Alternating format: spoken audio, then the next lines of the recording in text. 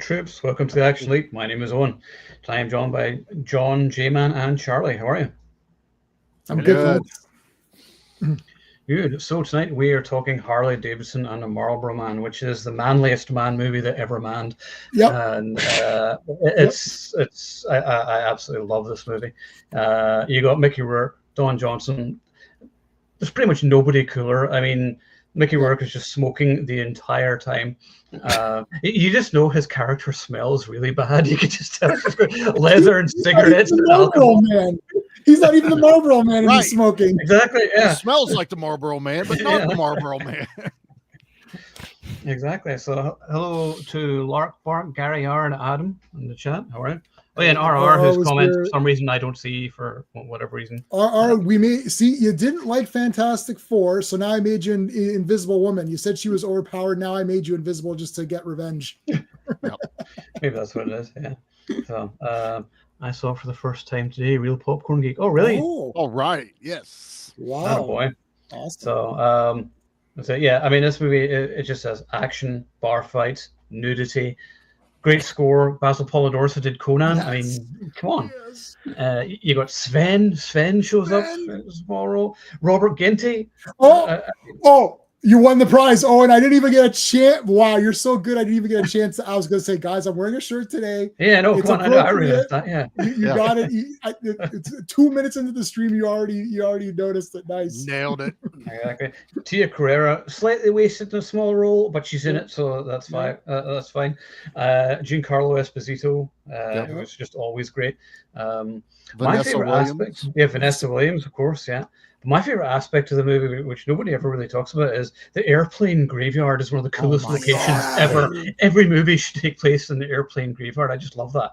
I could spend a week there just looking at shit. That's all I want to do is just go there and look at stuff. All right. Kelly Hu, in the opening scene, Daniel Baldwin, I think, and Big John Studd. From wrestling. I hated that he got killed off. I was like, no, kill him off. He was awesome. That was the heartbreaking moment. That was tough, So I would say the most unrealistic aspect of the movie is the actual very end, whenever Mickey Rourke is just leaving and then there's this gorgeous girl waiting to hitchhike. And I was like, yeah, that doesn't happen ever. It does if you're Harley Davidson. I think that's basically it. If you're the Harley or the Marlboro Man, then you're all right. Or Robert, isn't that his real name? No, there would be somebody hitchhiking, but she would not look like that if it was any of us riding off on a motorcycle. No, exactly. It would be a homeless man or something. That would be for you. So, did anybody else notice? I'm sure you all did. I love, and the thing is where Real Popcorn Geek mentions it's a spoof. It kind of is, because you got a billboard in the background for Die Hardest 5. So, and it doesn't really take itself that seriously, but it's serious enough where you're engaged in it, whatever. But it's still funny. It's just super cool, and I absolutely love this movie. So, J-Man, you go now rather than sure. I mean, like everything. This is a masterpiece. Obviously, Tila's in it as well. I don't know if we mentioned Tila. Chelsea Fields. She looks great. She's good. Yeah. I mean, this is like a super masterpiece of masterpieces. Like this is like the greatest thing ever made. There was one second where I thought, no, I didn't even think that. Every second of this movie was the best. There's like from the very first millisecond it starts till the very end, every piece of dialogue. I have nothing profound to say. This is not going to be a profound. There's nothing profound in the movie, so you're all right. There's no spirituality in this one. There is. Someone was flipping through the dictionary. I'll tell you how this movie got made. They were flipping through a dictionary and masculine. They went to Emmis and masculine. Yeah. Masculine. How can I define that in a movie? They're like, what are the two most manliest things that could ever? It's like, well, there's smoking and beards and cowboy hats. Yeah, shit, that's pretty good. Yeah, but what about Harleys and and kicking the shit out of people? It's like, yeah, shit, that's and naked chicks. Oh naked chicks, yeah. And they're like, yeah, but we can't have one guy be all those things. Like, well, hold on a second. Maybe we could get it to two guys. It's like a biker guy and a cowboy guy. Like, it's magic. We should throw a poll up. Who do you prefer? Can you pick one, Harley or Marlboro? Yeah, mention in the chat here who's cooler. Let's say who's cooler. Okay. We'll save it till the end. I think I can pick. I'll put it up in a second. Yeah. I mean, I always like the villains are dicks too. Yeah. Tom Sizemore.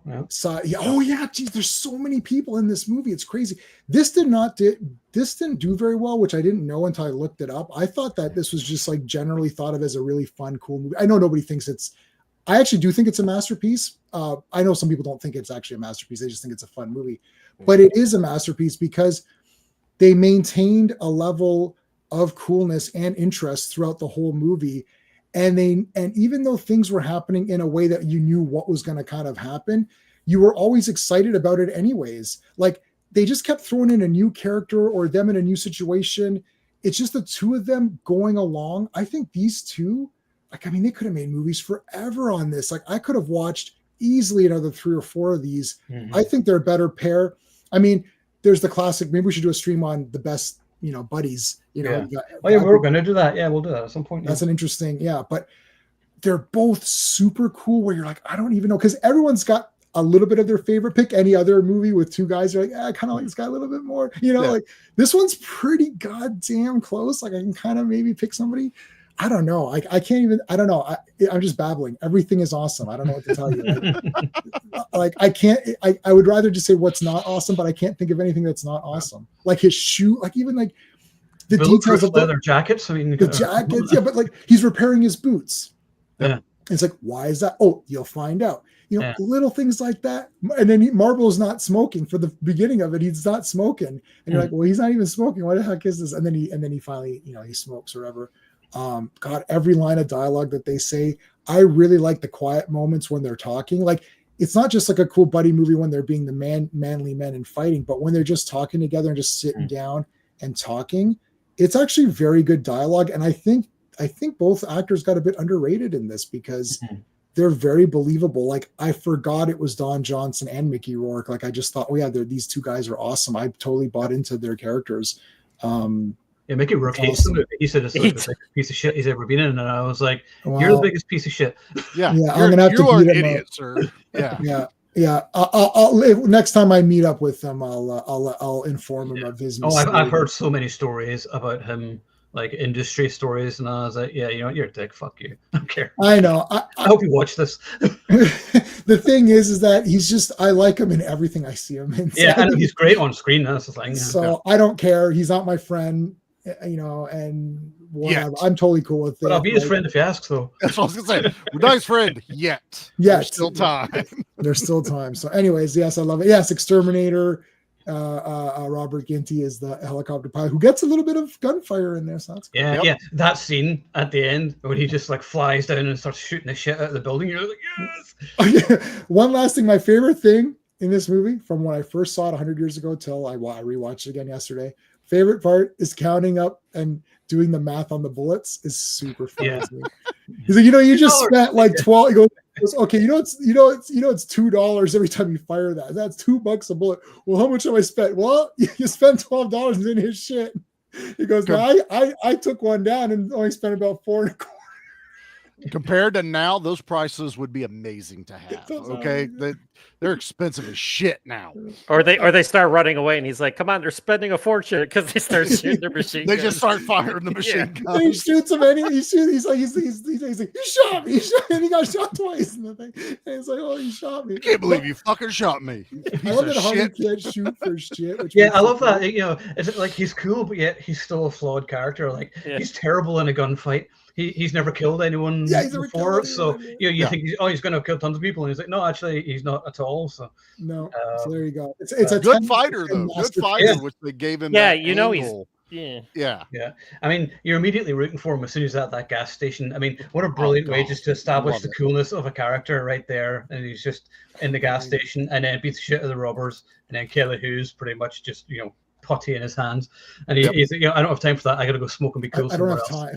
I have to write up to one and Dead or Alive by Bon Jovi. That's a great opening song by Bon Jovi, ready to go. Yeah. Steals guns and gives them his presents later on in the movie, which is fantastic. Happy birthday. My entire notes consist of just listing the cool things. Like there's no my Point Break notes were like actual notes. Like this was just like intro, music. I love this movie. I literally just wrote just like the caption of what's going on, like bar fight, gun gift. You know, I was this close to doing my version of a J-Man list like that, because this movie is a checklist of guy movie. Yeah, like this has it's the ultimate male fantasy movie. Yeah, it 100% is 100%. Yeah, even you guys, like Chelsea Fields says, you know, I'm jealous of you guys. You know, she's like stuck in her job, and these guys just, you know, ride around and they're free to basically live the lives they want, no attachments or whatever. And I was like, yeah, let's face it, most of us want that. Yeah, very nomadic. Love it. Yeah, I love that. So, and it's real popcorn geek. Yeah, Branscombe Richmond has been a typical late '80s, early '90s get beaten up cameo. And I was like, yeah, of course. Love when he pops up. Makes you want to watch Renegade. That's what it makes me. I am watching it. It's on. Is it the Roku channel or whatever? Because someone asked me to do a review for it. So okay, so I'm halfway through season 2. So nice. Because I'm just going through it all, and I know both are amazing, but you have to pick. Who do you think, Marlboro or Harley? Marlboro, because it's Don Johnson. He's Sonny Crockett. So Sonny Crockett always wins. Yeah, I would pick Marlboro as well. Yeah, just by a slight bit. I just like the look. He looks cool. Yeah, he's got the beard, and he suits the beard. He gets Teela right, man, her ass is tennis. We used to say, yeah, that's a great scene. Yeah, that was paused quite a lot in my younger days on the videotape. It's no earrings. I got earrings. Hey, Adam. Nobody's really. Hey guys, I love this film. Early roles for actors. Yeah, that's the thing. I mean, it's a who's who of like upcoming actors at the time. So it's a shame that it wasn't like a bigger. I mean, I would have watched 3 or 4 movies in the franchise, like you were saying, Jay, earlier. I mean, there were such great characters. You could have just had them, you know, just drifting around the country and like helping people or whatever, or you know, getting involved, whatever. Yeah, you could stand. And then maybe Marlboro gets, you know, something happens and Harley has to come in and help him out, and then you know you could have easily done like you know, Starsky and Hutch or whatever, like any of these like 2 guy things, like you could easily continue this on for a long time. They should have come back every couple of years to do one, and it just would have been an awesome franchise. I know it didn't do well, but I don't even know why. Like, what are people wanting out of this movie? Yeah, like, I got everything I wanted and more. Like so yeah, it's too bad. Anyway, John. This is my double feature with Tango and Cash. Are you kidding me? I figure watch one then the other. All that is a very good it's a good double feature, sir. Who said it? Oh, did you say like you can't believe somebody does like I couldn't believe like it didn't make any like when I went. Yes, I saw it in the theater. I'm sorry. We need a sound effect. Yeah, I need to get something. And boy, did I love it! I love that one. That's a good job. I like that one. I saw it. That was worse.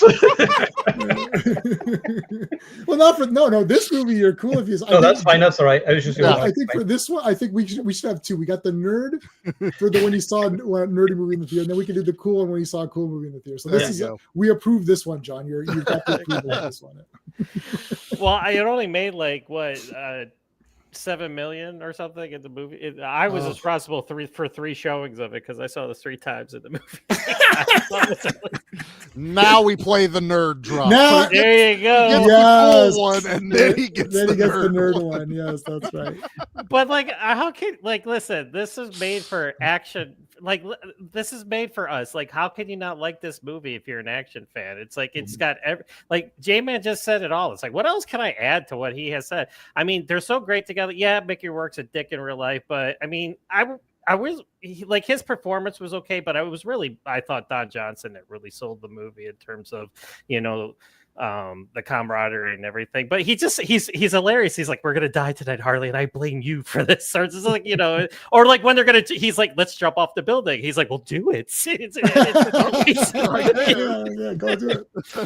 But it's got like the shootouts and how the bad guys are wearing full on Kevlar trench coats where they're like totally bulletproof. Sven Althorson is one of them. Daniel Baldwin, before he got on drugs, is one of them. You know, he's the leader, you know, and everything. So it's just like, how cool is that? And then they got the Stur-AUG rifles because they look futuristic, you know. So it's like, because it was made it was made back in the day, but it was like set in 1996. It was supposed to be a futuristic movie, you know. So it's like they made everything. They tried to make things, and of course you have Airwolf. You know, like let's put Airwolf in the movie. Thank you. It's like that was on my list. Airwolf. If I had a pet peeve, is probably the underuse of Robert Ginty in the movie. Yeah. I mean, I know he's got. Yeah, he's got. Well, I was on her tail when she was walking. I don't know about anybody else, but I stayed on it.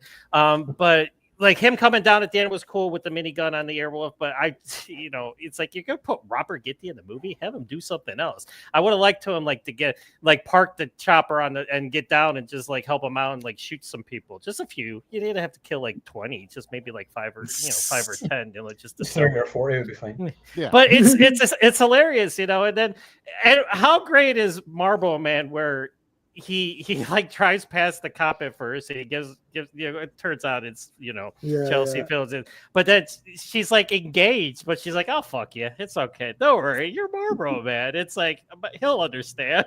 It's that's how cool these guys are. And it's and then to this day, if somebody bashes it, I'm just I really don't understand it. I try to figure out, I've watched this movie 1,000 times. I'm I don't understand what people don't see that I see when I'm watching this movie. They're total losers and you're not a fan of action movies, basically. Go watch My Little Pony. And they don't get it. Yeah, it is sad too because because I love the scene in the hotel room where Harley's being kind of a dick and he's we lost 4 of our friends. Tagged on the toe dead, and you don't give a shit. It's sad. They lost all that was their family and everything. Yeah, Harley's a dick and he only comes around every once in a while, but they were all family and they all die, and it's just depressing. And I love the fact that they had this code, it's and Harley, falls into line after a while, and he's all right.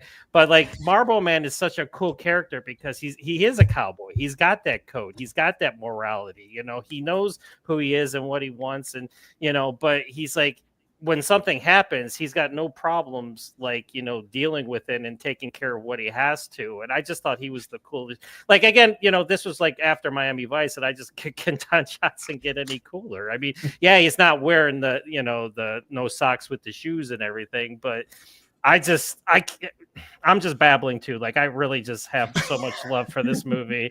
And like I said, so many people in it. And I always wondered though, and I don't know if this is weird or not, but I always wonder what happened to Vanessa Williams' character because she was married to Big John Studd. Right. But they never show her afterwards. It's just I guess she's in mourning and she's just going to live out the rest of her life. I kind of like that though, because maybe he just left out of respect because she just lost her husband and that would make him a real piece of shit too. She lost her husband, her dad, and her brother. Yes, they were all family there. Yeah, and her business, and the business. She lost her job. Yeah, it's almost like something was cut from the movie. There had to have been seen some film somewhere where she was in at least one more scene where she was dealing with all David that. Carradine showed up and recruited her, and she's now part of the the Deadly Five or whatever it was. Right, or her. I would have taken a scene where she slaps Harley in the face, for this. He says he didn't make anybody do what they didn't want to do, but it was his idea and his he was doing it for pure intentions, but it just wasn't the right thing to do. No, John, I'm glad you mentioned that because I wanted to add on to your comment when you had said when they were talking, it's I like the pushback. There's actually better writing in this movie because most movies now, all of the characters speak like the writer. They don't speak like characters, whereas he pushes back. Marlboro's right. He's look, our friends are dead. You don't give a shit. He's listen, what did I come in there and say and tell them and force them? Everyone chose their thing, man. You're not. Yeah, I like that. There's no kind of remorse there. You're wow, you are a dick. Yeah, but he pushed back. I like that he pushes back to say, I didn't force them. We're not. This isn't a book club, right? We did. It's we're going to rob a armored car. Even if there was money there, people could have died, and that could have been repercussions. That could have been gang money. Who knows? It's the same thing, right? He didn't. I like that there's pushback. Whether he's right or wrong, you can discuss saying, well, it was his plan, and he was wrong. But it's there is pushback. So they're trying to show you both perspectives. Here's the two guys talking to each other, and they're both characters. They're not both instruments of the writer. They're not the screenwriter's characters. They're their own characters that have their own ideas. I like that. Yeah, a double. I mean, you can't beat 2 Van Dams. That's outrageous. That's impossible. If there was 3 Van Dams, the Earth would have ended. That's why they didn't do that. I mean, there was talk of Triple Impact a few years ago. I remember. Oh my God. It's no, I can't handle it. I wouldn't be able to handle it. But then they could have just had him playing a sister. Just the way. Yes. No. Or just the subtle humor, and this is the last thing I'll say, is like I just love the ending too. Like how funny Don Johnson is. Like it's not overly funny, but it's just like this quiet humor. Like as soon as at the end Daniel Baldwin grabs him, puts a gun to his head, and then Harley aims the gun. He's like, "Oh shit, I'm dead." It's like just stuff like that. I'm dead. Because he knows he's gonna shoot me in the head before he shoots this guy in the head, and he immediately shoots him in the arm. Like he immediately shoots him in the arm. But it helped. It helped. Yeah. Shoot the hostage. Yeah. But again, I'll just end off. This is an action movie. This is a man's action movie. This checks all the boxes, and the two leads are great. Even though Mickey shits on the film, but it's like, he's allowed to if he wants to. That's fine. Mm-hmm. Or then he dissed Simon Windsor too, the director, which was kind of not cool. But it's written by Don Michael Paul, who was kind of an action star in his own right. He did Rolling Vengeance, and if anybody remembers, I love Rolling Vengeance. Let's do that soon. Let's talk that. Let's do that one. Yeah, I used to have a shirt of it in my fat days. I was like, damn it, and I got rid of it. I had the poster as a shirt. But he was cool. Oh my God! Get out of here, Charlie. Whatever. He was cool back in the day, and he started a short-lived TV series that lasted like 8. Yeah, we got it, Charlie.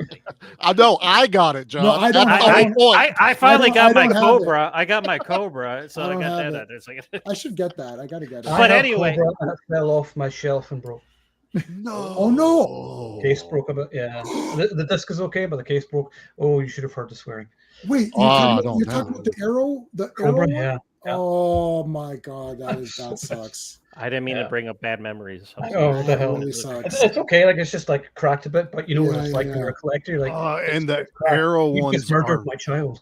So. The arrow ones are a different size too. You can't just swap it for something else. Yeah. Fuck.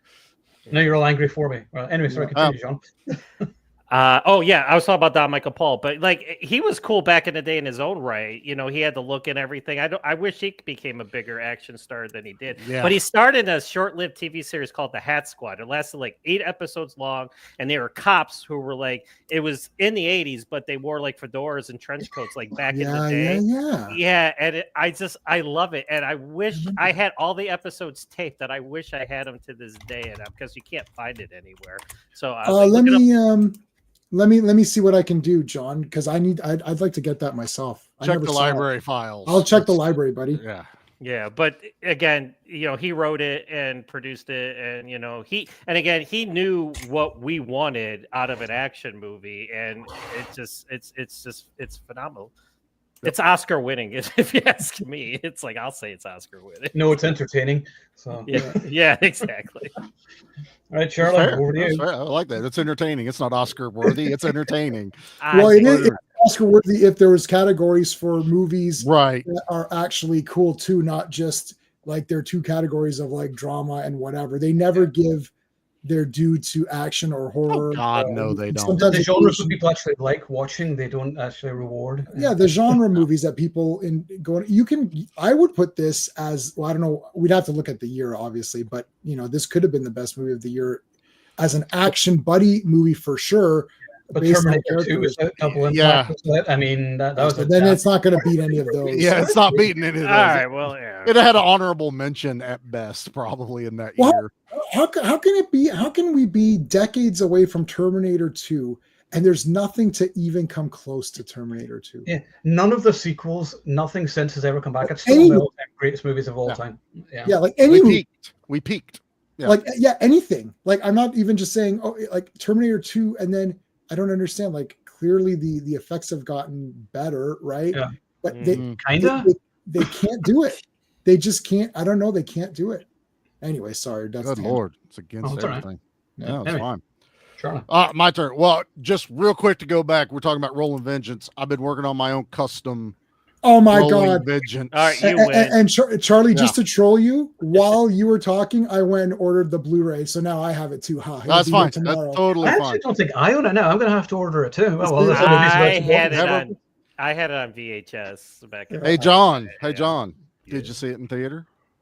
What, Rolling Vengeance? No Yeah, way. Rolling Vengeance. No, I did not see Rolling Vengeance. I didn't get it either. No way. I don't think so. Movie, wasn't it? I don't know. I don't up. know. That seems like no. I don't think that would have. Well, here, let me tell you when. Hang on, I'll tell you when Rolling Vengeance came out. Hold on, I can tell you. Actually, it came out in 1987. I don't think it had a theatrical release where. I think it was a straight to video movie. It probably was. It probably was. But that'll be a fun one to talk about. So, hell yeah! Put that on the list. So, so we're good then for the next 2 weeks. So I've already had about. So next week we're talking Hard Boiled. John Woo, one of the greatest movies of all time. I cannot wait. Yeah. I just watched it last night. Week after, we're going to celebrate 30 years of Heat. All right. Can we stop doing the 30, 40 years or something? Because every time we do that, I just feel old. Let me write these down. You are old, sir. 30 years of Heat? Has it been 30 years? I remember seeing that in the cinema. I did. I saw it in the cinema. I saw this one in the cinema. Yeah. I was sick as a dog. Do the math on this movie. I was sick as a dog, and I was like, "There's no way I'm missing." I went on opening night. I was totally sick, and but I was like, I got to see this movie. So yeah. After Heat, then we'll do Rolling Vengeance. Yeah. So that's good for the next few weeks. So perfect. I've watched Heat so many times I don't even need to watch again, but I will anyway because it's like one of my favorites. You're welcome. I brought it up. Yeah. So. Yeah. There you go. I had it on VHS. It was like a double tape VHS Heat. I've only ever seen it on VHS. I've never gone back and watched it again since then. So I need to watch it. Oh shit! I saw it on VHS. I owned it, the double tape, and I never went. It's a long movie, and anytime I thought of it, I was like, I'll watch something else, and I just never watched it. It's worth getting the director's cut on 4K. It's one of the most beautiful looking and sounding ever. And the director's cut's better because it removes a couple of crappy moments. It actually cuts scenes rather than extends them because like there's some like cringe-worthy dialogue. And I remember seeing that in the cinema. And there was a line where she says, you sift through the detritus of something or other. And I was like, yeah, people don't speak like that. Nobody speaks like that. And what is Rolling Vengeance available? Like, where can you order? Amazon. It's cheap. Kino Lorber, Amazon.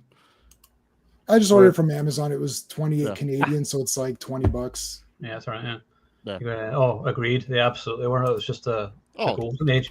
As I always say, whenever you watch movies back then, they just looked better than movies today because there's no green screen or the digital stuff or in practical effects, vibrant colors and things. Real squibs, real everything going on. Yeah, I mean, really, the only green screen thing in this movie is Tom Sizemore hanging over the building at the end of it. Oh, when he falls, that's the only that's the only thing I would say. It's up there with the RoboCop, but it's like it's not as bad as RoboCop. Right? He didn't have really long arms. I think it looked better than for sure. It looked actually better than than RoboCop. It did. For sure. Right? It did, but it's also how many years after RoboCop, and we're saying, well, it does look a little bit better than RoboCop. Right. T2, Out for Justice, Double Impact, Point Break, Last Boy Scout, Perfect Weapon, McBain, Hitman, Chuck. Yeah, fuck. What an amazing Jesus year. Christ, and then 91. you're looking at 5 good action movies a year now, really. Wow. If that. We're what the last time or year in action, we're like, what else was out? What else came out? It's just you can't even think of it. But you guys have nailed. I mean, I'm going to sit here and gush anyway, but I do want to say J-Man took my thing that he said if you look up in a dictionary and you look up, macho or masculine, we have a Discord with a bunch of people, and it's like, what have you been watching lately? And I put in Harley Davidson Marlboro Man. This was at 4:30 today. If you looked up dude movie in the dictionary, you'd see pictures of this and Roadhouse next to each other, because that would be my double feature, is to watch this and then end with Roadhouse, because it has everything a dude movie has. This, I literally was just sitting here going, check. Guns, check. Motorcycles, check. Cool dudes, check. Nude chick, check. Hot chicks, check. I mean, it just kept. Airwolf, check. Guys in black trench coats that you feel like you're watching a sci-fi movie all of a sudden, and they're bulletproof, check. It just kept going, and they're not cops. They're not military. They're kind of Robin Hood-ish. They're like, we'll steal from the rich, give to the poor. Kind of Duke thing. Duke boys. And then there's some kind of super drug that's been invented for this movie. Oh yeah. Tell you Yeah, well, I forget what is it? Dream, Crystal Dream. It tells you lies. You put in your eyes. It tells you lies. The dude on the radio is talking about it on the TV, and it's like, okay, now we're definitely setting something up. Yeah. They have lots of exposition there on the TV. Yeah, and that guy, the armored truck guys are like the bank tellers on Dark Knight, where he's like, you know who you're robbing from, basically. He's not going to call the cops. You and your friends are dead. Dude, those poor security armored truck drivers, they got the short end of that stick. So they didn't show them directly getting shot, but they were dead. Oh yeah. Yes. Yeah. That one guy was pretty happy that those guys showed up, but I was like, I don't think I'd be happy much long after they started mowing it down. Yeah, they're gonna shoot everybody. I think they got. Let me see if I think they may have got out. I'm gonna watch the movie while we're talking in the background. See if they saved, because all I remember is they dropped down. They're slumped over, and one guy had a bunch of red on. Yeah, no, I think they're dead.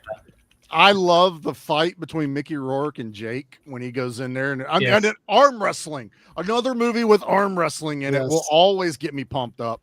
But that fight's actually pretty badass. And then he throws him out of the window into the convertible, then jumps out on top of him, and you just see Mickey Rourke's legs popping up in the air as he's hitting and punching him, all in the same frame. He picks him up, and it's Mickey Rourke. It's not a stunt double laying in the car, obviously one that fell, but the whole scene in the shot from the car is Mickey Rourke flipping his legs up and down, and then he lifts him up, and then they bro hug. They completely bro hug. You fucked my wife, but we're gonna bro hug because we're bros. Bros before hoes every time. I adore this movie, man, and this is that same thing. You find most people have not seen it. There's a ton of people out there that. Yeah, and they're like, I've never heard of that movie, or if they have, they're like, I never paid no attention to it. But then you find certain people that'll actually give it the time, and they're like, this movie's amazing. Like, I'd put this movie up with like Stone Cold, Oz, stuff like that.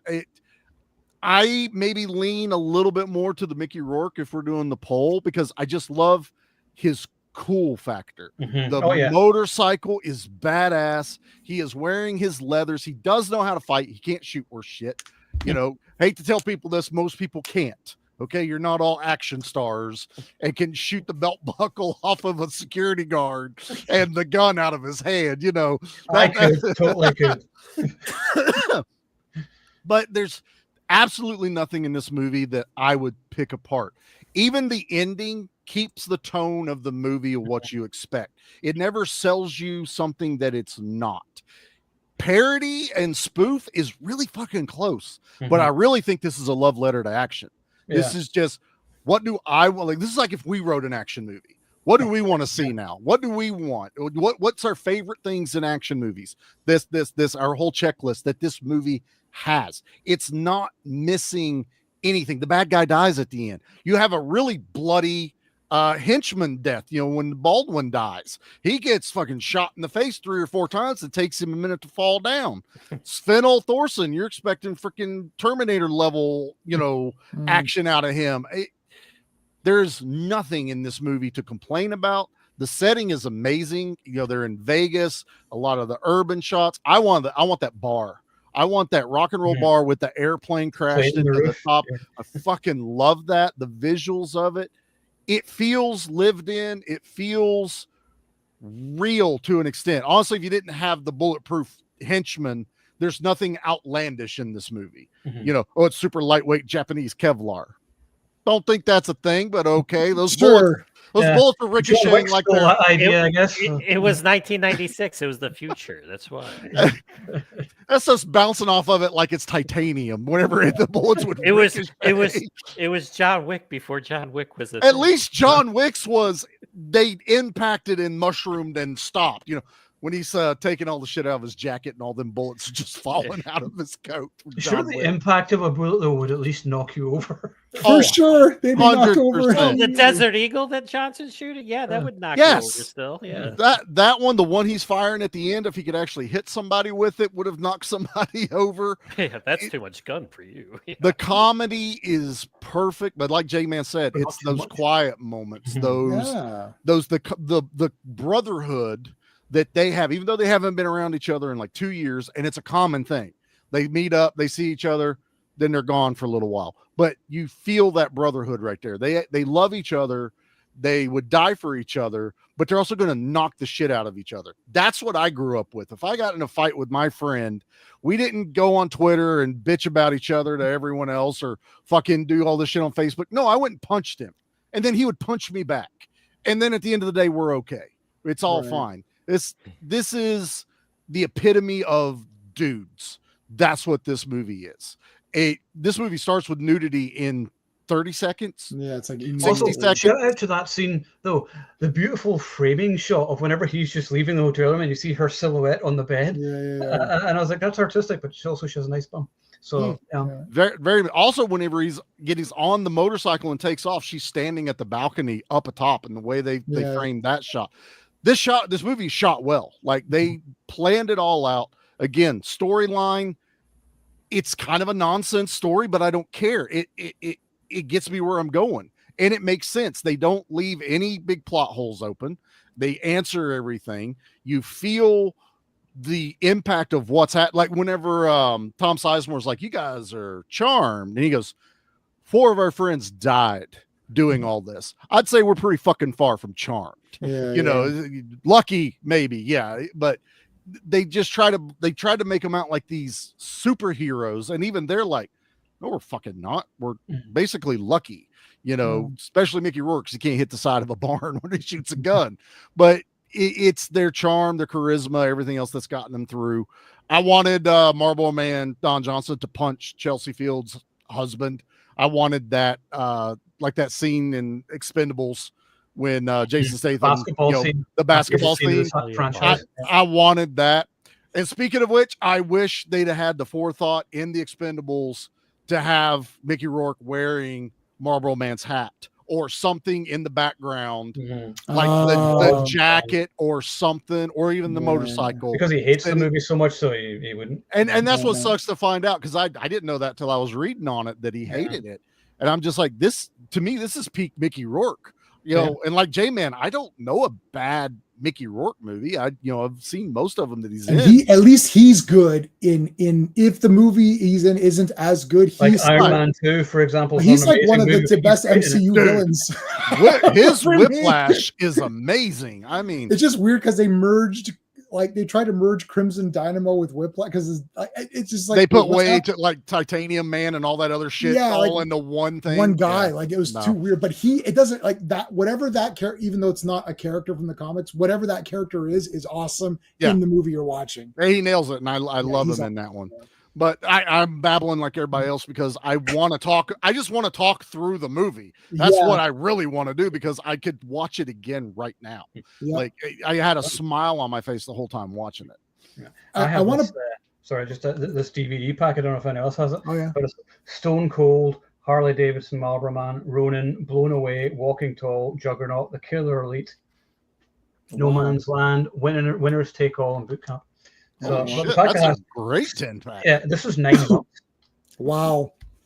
So the fact you got Stone Cold in that, like, that's another forgotten movie. Yeah.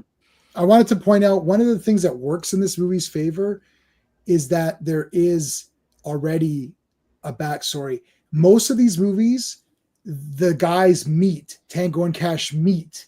Like these guys met outside of the movie.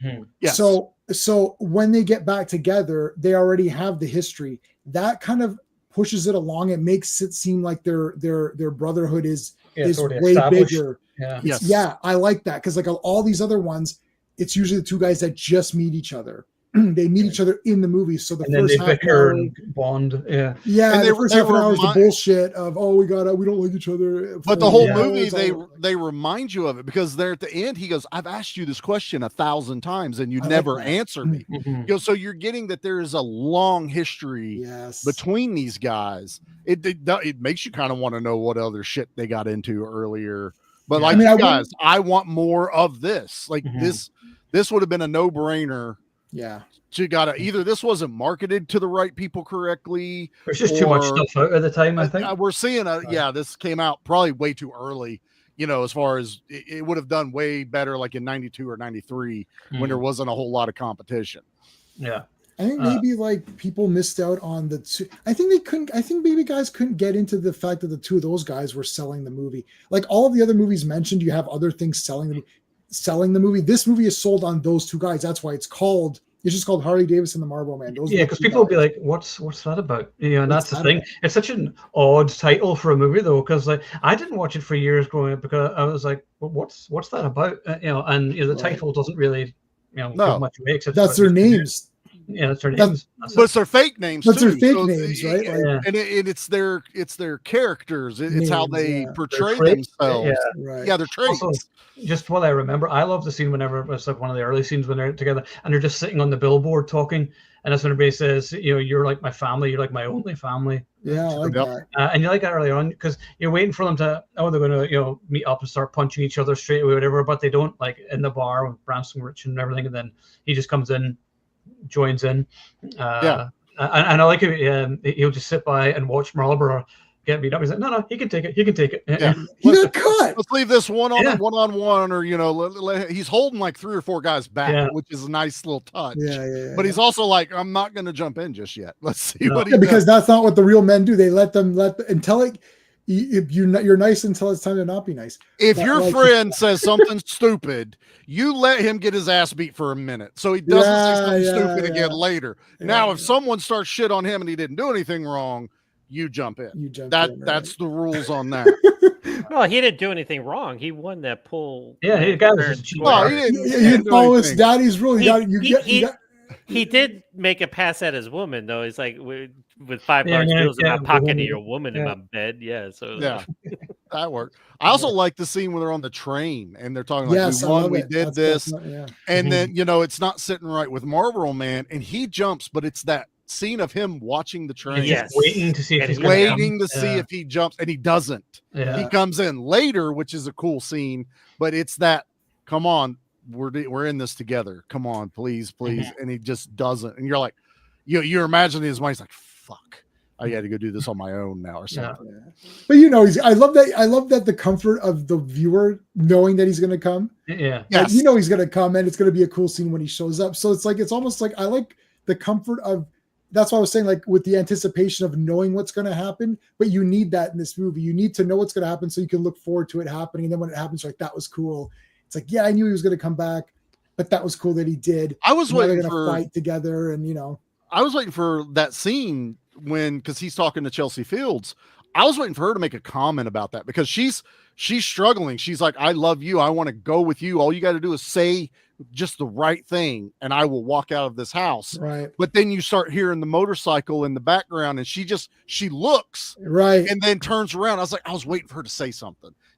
Like, obviously there's not enough room for me in this or what. So I don't know. I'm not writing it right now, but there should have been something where she basically is like, you can't choose me till this is done, or you're okay with where you're at with this situation between you and Harley. Or the fact that Harley knew where to go find him because he knew he was at her house. So he was cooking breakfast there a day or two ago. I'm just saying, like, he could have been at a bar for all but he knew exactly where she was. He just knows him well enough. Yeah. He knows he loves her. Yeah. I love the toaster on fire, though. And he puts the pan on it. Yeah. He's like, we'll go out and eat. He can eat this. We'll leave this for Harley. Let's go get. And then he gives him the check. He's like, I can't pay for this. I can't pay for this. Like, he's the one that offered. I love how she just laughs it off. She's like, oh, you. Oh, Harley. Not how did you get in my house? Just she wakes up, gets out of bed, comes up, then Darian, she's just like, oh, there, okay, he's here. Of course he's here, kind of thing. Why wouldn't he be here? Because Marlboro Man's in my bed, so why wouldn't he be here right now? No, there is growth though, because he does go back to the rodeo. I wrote that at the very. I was just looking at my notes because we've covered everything, but he does go back, to do the and his dad's boots. The fact that he kept them and kept repairing them saved his life because they were so tattered that the guy fell. That's neat. Like, this is what I'm saying. They didn't just write this out of their ass and thought, let's put Don Johnson, Mickey Rourke, and hope for the best that people go check this out. They did put thought into the script and the characters and the relationship. I don't think I do think it's Oscar worthy if you're giving out Oscars for these types of movies, because they did put thought into it. And I really bought, like you're saying, the train part. I liked all the talking with the two of them. And I like where he's like, my dad gave me these boots, because he keeps saying, my dad always says before he left the shitty world, and he gives a lesson. You're thinking he's just saying that. But then you're like, maybe the dad really helped him out a little bit or something, because there was a little bit of a connection. He did give him the boots, and he cherishes the boots. So that means he at least loved his dad in some capacity. It's pretty good. Like, it is. Like, it's not like a schlock movie, like a schlock action B movie where they're just like, look, you're here to watch martial arts fights, right? Like, or whatever you're here to watch. Like, you're here to watch an action. Not movie. The acting. They actually did try. Like, I mean, I don't think Don Johnson just showed up and said, yeah, what's my fucking lines? And then, okay, I'll read them. Yeah, it's some dumb line. Like, maybe Mickey Rourke thought that, but I thought he was cool in it. I don't know. I don't think it, it has heart. Could not be reached the same. I read that Mickey Rourke, even though he hates this movie, compliments Don Johnson on the way his professionalism, how he acted, and it made him want to be better at what he's doing. No, I think, I think it works because Don Johnson, it fits him the way he's acting in this. Mickey Rourke not really being fully committed to this movie actually fits his character a little bit more. It does fit his character. Oddly enough. I know his unwillingness to learn, or even his lack of experience, helps that character of Harley in this movie. Yeah, he just goes right back to, that's the point of the movie. It started off with him with the girl in the bed, and then it ends with him getting the girl, because he's just going to be there's the same old Harley. He's not ready yet. I think that because he wasn't around, I don't think his loss, well, Owen pointed it out too, his loss wasn't as big for those guys getting killed, even though they were his buddies. He came in and it was like, oh, you guys need money? Okay, let's do something. And almost like he was trying to prove, look, I'm one of you guys. I'm going to really go on a limb here and try to help you because we got to save this place. But Don Johnson has been hanging around and they're friendlier with him. And he's got, and like, see, Harley's had issues with Big John Studd and Vanessa. So it's like, he's sort of he's in, but he's just off to the side. He's not super in, right? Right. And like what's his face? Marlboro is in, and therefore he does have growth, and he goes through the thing with the girl, and it's like, you know what? Like, I should get my life in order and go back to doing something that I love doing that wasn't as dangerous as all the crap I have been doing.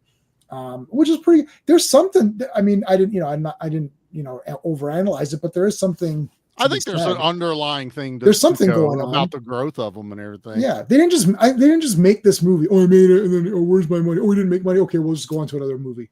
Like, no, because then it would have just been your throwaway action movie. Right. That's what, when you watch, if you actually watch this and enjoy it, you realize it's not that. You realize it's a cohesive movie. It makes sense. It was made with some love of action genre, and that comes through on the screen. And that's where some directors don't get it. That's why some canon flicks are just explosions, fun, but not a lot of heart in them. But then you get something like Harley Davidson and Marlboro Man. Maybe title it something different. I don't know if I would, but what would you call it? Exactly. I don't know.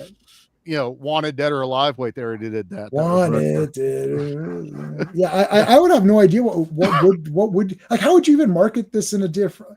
I think that's. I don't know. It shot itself. No pun intended. It shot itself in the arm. How do you market this movie?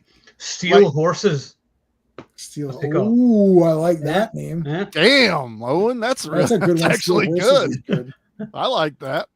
But we hear about this all the time, like how the Highlander was next to impossible to market because they didn't know what to do with it. They didn't even know how to do the poster. So it's like, how would you sell this to a mass audience without Arnold or Stallone or anyone, Van Damme in this? We got Don Johnson, heartbeat guy, and then you have Mickey Rourke. What was Mickey Rourke's movie before this? Does anybody remember? 9.5 Weeks, which I've seen. I had that on VHS also. I have it on DVD. I think everyone reference this song that he sang, Heartbeat. Maybe. Everybody's already done Miami Vice, so I had to throw in the song. I was like, thank you, John. I'm glad somebody picked up on it. Hey, I love that. I'm gonna put that on my Spotify when we hang up here tonight. Dude, my Spotify is 80s like montage music and soundtrack. Yeah, that's what I listen to 90% of the time. Yeah. Listen, Don Johnson never phoned in shit his whole career. Every single freaking thing he did, like his performance in Rebel Ridge, he's been doing movies and TV shows for so long. He could be so bored right now, but he gives the best performance in that movie as the crooked sheriff. And oh my God, the scenes between him and Aaron Pierre, holy shit. It's like he's been doing this for like longer than we've been alive, but he's still bringing it. Like, hell, his role in Django Unchained, he's funny and menacing all at the same time. They're fucking with my holes, just shit like that. Yeah.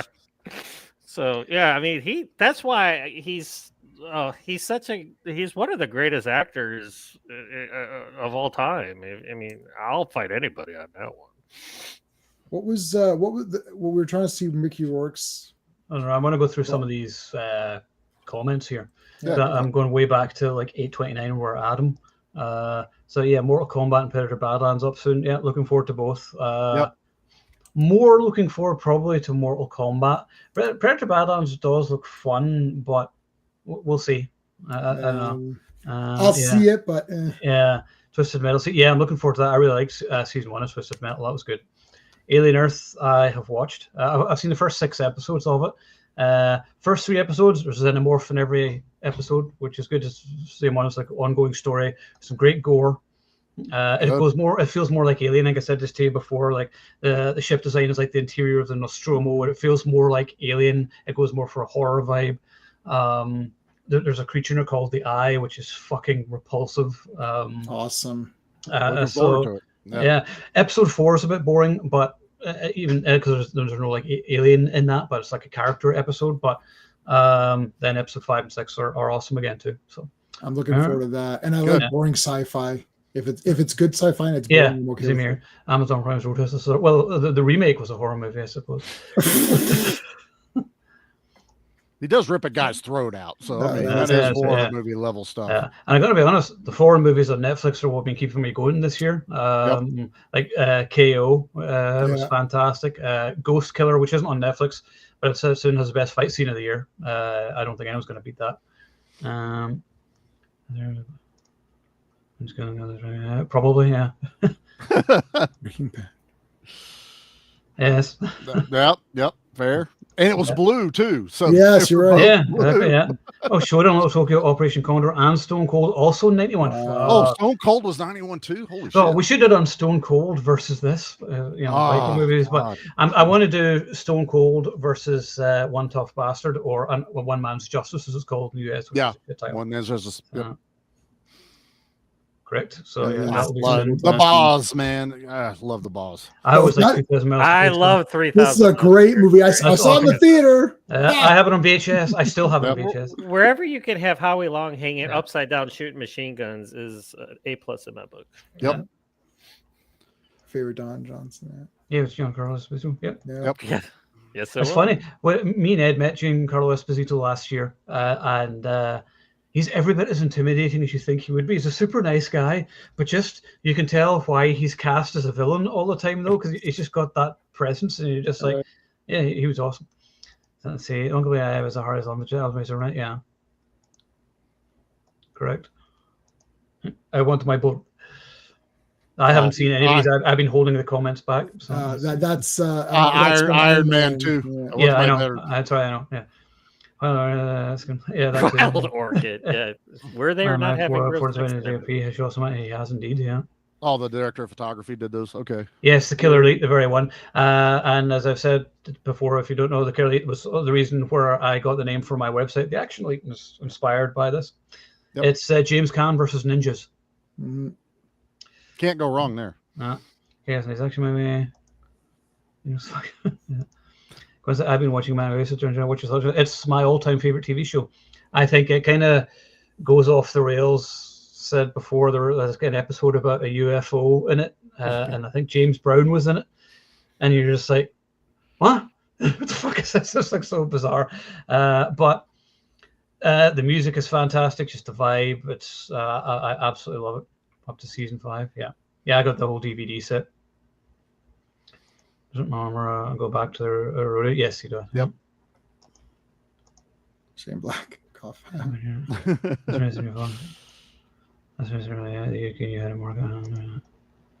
guy who wrote Highlander is from Edinburgh, I might add. I'm looking forward to Alien Earth. Yep, it's very entertaining. Yeah, you should like that. Yeah. Yes. Ooh, we should do one on the Taking of Beverly Hills. I have Taking of Beverly Hills on Blu-ray. The Hitman, underrated Chuck Norris movie. Yeah. We'll do that too. Fuck it, right. We got like the next 2 months sorted. Yeah, we're good. Like, let's not go too far out because we're gonna forget what we're doing. No, we'll forget. I know, but it's just giving me ideas like here, though. So 2 or 3, that's it. Because it's like because I'll change my mind by tomorrow. Like, you know what? Owen's gonna message us later. I was gonna say I can't change my mind because now I have a stream every day, and I have to watch a movie or read 4 or 5 comics per day for the stream. So if you change your mind, it's over. I can't make it. Yeah. No. Next week we are definitely doing Hard Boiled. We're definitely doing Heat, and then we'll do Rolling. I keep calling it Rolling Thunder. No, Rolling Vengeance. Rolling Vengeance. Still got it next to me because I need a few weeks to order that so I can watch that as well after I get back from vacation. Yeah. It was Rolling Thunder that I had the shirt of, not Rolling Vengeance. I still have the Rolling Thunder T-shirt. Yes, I've got the. Nice. I had the Rolling Thunder T-shirt, not the Rolling Vengeance T-shirts. But now I have both those movies on Blu-ray, so I have all the rolling. Rolling. Keep rolling. I gotta play that in the beginning.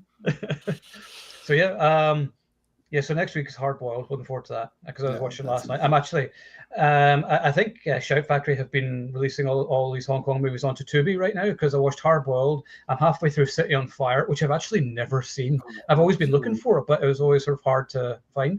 Yep. So I'm watching that. Cherry on Fire. I'm going to review that next couple of days. Is that Ringo Lamb, that one? Or is yeah. Lamb, I thought. Yeah. So obviously T2 is a big swing in the movie. Explain why I love him. Yeah, that was the thing. Yeah. I mean, I never saw it in the cinema. I saw Terminator 2 in the cinema 5 times before I'd watched The Terminator. Interesting. Because 1991, was it even out on VHS then? Because I remember it took ages for Terminator to actually come out on VHS. It took years for it to come out. It was out on VHS, at least here it was out on VHS because my dad had Terminator 1 and I wasn't allowed to watch it. But I didn't get to go see Terminator 2. I was like 11. But I remembered Mom and Dad went and watched it because Dad's a huge Arnold fan. And we had a family/company picnic the next day. And I asked Dad, because my cousins were all there, they were talking about Terminator 2. Oh, did you see the commercials? Dad went and watched it. I said, Dad, can I watch Terminator 2 when it comes out on VHS? And he goes, yeah, when it comes out, you can watch it. I was 11 years old. The grin on my face, and my cousin's like, holy shit, Joey's dad's going to let him watch Terminator 2. Dude, that was the happiest time right there. I was like, I could not wait for that movie to come out. And I was underage when I saw it. I went into cinema and I was, I think, I was 14. It was rated 15 in the UK. So at one point someone did ask they're like, are you 15? Yes. Yeah. Okay, on you go.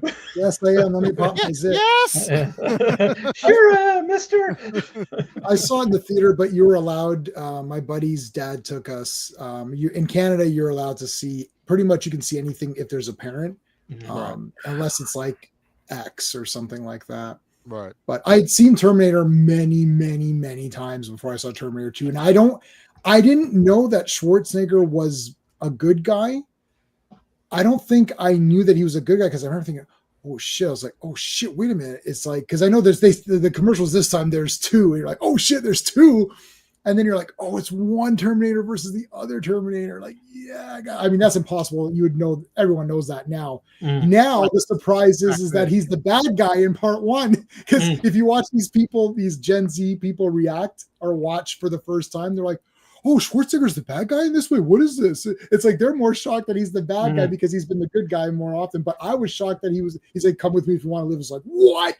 Holy fuck, this is fucking and he doesn't actually get enough credit at how fucking good he was as the bad guy in the Terminator. Like, he's awesome. Like people sleep on the first movie. Like T2 is amazing, but the Terminator is also amazing. It's like, still a 10 out of 10 movie. It's also damn near a horror movie. This is like Alien and Aliens. You know, you've got almost a horror in your first one and then straight up action in your second. Yeah. Yeah. Yeah. Yeah, there tons of westerns going up. A lot of James Bond movies as well, because in the UK they were on TV like every Saturday. It's like, oh, Saturday, it's time for Roger Moore Bond or whatever. And they were too. So seeing them edited, I grew up watching the James Bond movies. I never watched them like straight until I was in my teens, you know, uncut and all that stuff. They were cut. They were never cut on the UK, which is odd because the UK would usually cut most things. Yeah, they do cut. I don't know. They're so. Yeah, I know. Their edits are. It was always weird because I rented the Highlander television show pilot, which they made a movie out of, and I rented it because my parents were like, "Well, you watch Highlander every Monday, so go ahead." It's straight up nudity and sex scene and all this other stuff. And my mom's looking at my dad. And he goes, he watches it on Mondays. I don't know what to tell you. But it was filmed in the UK. They omit the nudity on Mondays. That's the problem, man. It's just for some reason that one come out fully uncut. You just, because I forget her name, but the main chick in that movie, you see her straight up in that first movie / episode. Like, hell yeah, I love this show even more now. Greatest show ever. I gotta get that show. 10 out of 10. I gotta get that show. I gotta get Raven as well. I just got Airwolf, speaking of. I have Airwolf. It's funny. I've been watching it and I'm like, it's like, it doesn't hit the same as when you were No, it's like the helicopter's cool, the music's awesome, but then it's like, this cunt's just playing the cello or whatever it is all the time, and he's looking at a bird flying overhead and whatever. And I was like, yeah, can you fly the helicopter now? Because I'm bored. So yeah, I don't know. It doesn't hold up quite as well. If you get past like the coolness of the helicopter and the theme tune, the show itself, I haven't been able to finish watching the series. There's like 4 or 5 seasons, and I'm like, yeah, I always remember thinking it looked cool and I liked the helicopter, but I never got into it. No, I never watched it. Like, oh, I gotta watch the next episode. I've never seen all of Miami Vice. I've only seen a little bit here and there, so I should go back and definitely worth watching as a grown-up because it's like an adult show. Yeah, it was bedtime when Miami Vice came. Yeah, my mom would watch Miami Vice. Yeah. I know Dad watched it a lot, but I think I've only seen like up to season 3. But I'm talking like back when you had to buy the whole season on DVD for like $30 fucking or some shit back then. I have the entire series, which I got. I think it was like $30, so all 5 seasons, including unaired episodes of Miami Vice. So that's how I got Airwolf. It was $25 for every season of Airwolf. So I was like, fuck it. To me, it's going to be a background in the shop movie, TV thing. Because it's just going to play show after show after show. Oh, it's time for the new disc. I can pop that in. Because right now I just throw MacGyver on Tubi in the background. And that's what it doesn't matter what episode it is. I pretty much know what's happening in every episode that's going on. Yeah. Ford Fairlane. That's another good one to try to one. Oh, man. I haven't seen it in years. Oh, it's great. It's awesome.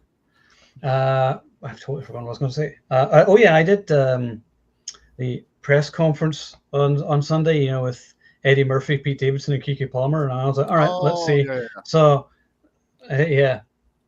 absolute fucking con.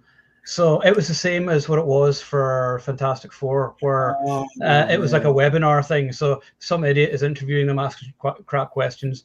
They didn't ask any of the questions that any of us had sent. So I'm like, my questions were so much better. Like this guy's just asking, the typical like fluff questions that people will like ask. Yep. And like I had a question for the director, and I was like, there's some fantastic action in this movie. Do you prefer to shoot everything in camera, or do you like special effects, whatever, blah blah blah. And I was like, good proper fucking technical question. Nothing gets asked. They just ask idiot questions instead. Again, what was it like working with? That's exactly it. How do you find working with? They're doing cocaine on the set, and I had to kick them. Like nobody ever says anything bad anyway. A question that's never going to be answered negatively should not be asked. Yeah. Right. Like, what was it like working with this person? They're great. They have a great vision. They're very professional. Okay, so that's all BS. Like. Unless we're going to say, no, they're terrible, they're trash, I'm never working with them again. Right. So it's a useless question because, like you said, they're never going to answer it truthfully, even if they were shitty. Right. So why even bother asking that? But the thing is, they never know when they're going to work with a person again or see them or whatever. So you're like, this guy's a fanny. Oh, by the way, you called me a fanny last week or something. You're like, so, But Yeah, so that was another waste of time. So next time I get invited to a press conference, I'll be like, no. Unless it's like a proper like in-person one or whatever, you can. Yeah, that'd be different. Yeah, absolute load of shite. So I'm really not interested. Anyway, all right. So anybody got anything cool coming up? I'm too hot now. I want to get out of this room now. So anybody got anything cool coming up? We're wrapping up month of action. We just released Rambo 3, which is our last episode, but we're releasing one tomorrow, our bonus episode, because we didn't do an Arnold movie all month of action. So me and Nate decided to do Raw Deal, and we end out the we're going to do that soon. Yeah. That's okay. We can still do it here. It won't be for a while anyway. So we've already planned out. We've planned out like next month. It's planned. Yeah. No changes, no swappies. But so we're finishing that up, and I am taking my first 2-week break from the podcast in 4.5 years. Wow. So I'm tired. Yeah. We released 10 episodes this month, plus the streams and everything else. So Charlie's a little wore out from podcasting. We're doing this week. We're doing on Sunday. We're doing Brave Star. First 13 episodes of the cartoon. I missed it. So we did the movie Brave Star. Yeah, we're doing I haven't seen the show since I was a kid, but the movie I watched a couple of years ago. Whenever I had COVID, I watched it. I saw it on, I think it was on YouTube or something. And I was like, Brave Star, and I just watched Brave Star and He-Man for like the entire week. It was great. And it's awesome. But the week after, we're going to do the Green Knight deep dive that. So I know, I showed that's when I showed to Owen. There's not too many. Owen comes to my place and I show him a movie. That doesn't usually we go to his place, but like I was able, let's get that for a while. Actually, we've got to do that. It's been too hot, which has been the problem. So but I mean, we should so we're gonna do Green Knight, and then we've got our Star Wars and Avengers. Avengers is Mondays, Star Wars is Fridays. So that's standard. Yeah. Yep. And John, you've got your show as well back, haven't you? I'm still trying to figure things out. I mean, like I said, work's been crazy, and like I did a lot of recordings like the last couple of weeks. So, but I mean, I have nothing like really to talk about right now. Sorry. Work in progress. That's right. Yep. All right. Yep. Well, anyway, so next week, Hard Boiled, John Woo, Chow Yun Fat. We're looking forward to talking about that one. So, that will be next Wednesday. So his name's Tequila. How can you not love it? Yeah, exactly. I mean, it's just the greatest character name ever, which we'll get to. So, all right, we'll wrap it up there. I'm going on vacation from Friday to Tuesday. I'm going back to Scotland for 3 full days.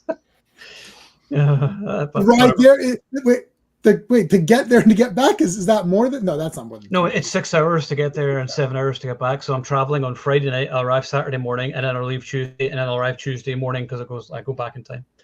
6 hours isn't that bad. You can watch the Batman. The Batman is always on. That's like the second time you've thrown a dig at Batman tonight. I don't know why. I'm just in a pissy mood over it. You are so spicy right now. I had to move because I have all of the toys for it, and I had to move them. They're the ones that are right there. I had to move them to move my desk. I was like, God, why did I buy all these? I bought all of them. I bought all the Batman toys, and I'm like, this is terrible. Welcome, thanks, Gary. Hope to see you next week for Hard Boiled. Hell yeah, man. And welcome to everybody. Nice to see you, Salvatore and Real Popcorn Geek and Adam. And do not be reached for a further comment and everybody else. Have I mentioned everybody? I think chat's like way back, so it's like it goes Flicks and Friends. That was Dustin. Dustin, RR, Jimmy, of course. Nice to see you. So. Yeah. All right, we'll wrap it up there, and we'll see you next week for Hard Boiled. So remember, if you are watching, you are the Action Elite.